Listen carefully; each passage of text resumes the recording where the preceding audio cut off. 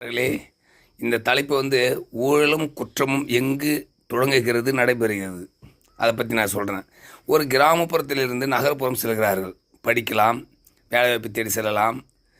அந்த இடங்களில் இவருடைய இயலாமை நிலைமை, பண வசதி இல்லாமை நிலைமை, காலத்தின் கட்டாய சூழ்நிலையை கருதி நகர்ப்புறத்தில் இருக்கிறவர்கள் இளைஞர்களை போதை விற்பனை செய்வதற்கு, போதை பழக்கத்திற்கு ஆளாக்குவது, இளம்பெண்கள் வேலைவாய்ப்பு தேடி அலையும் போது அவர்களை தன் இச்சைக்கு அடிமையாக்கிக் கொள்வது, இல்லை தவறு செய்ய வைப்பது என்று இங்கிருந்தால் இந்த இடைவெளியில் நடைபெறுகிறது.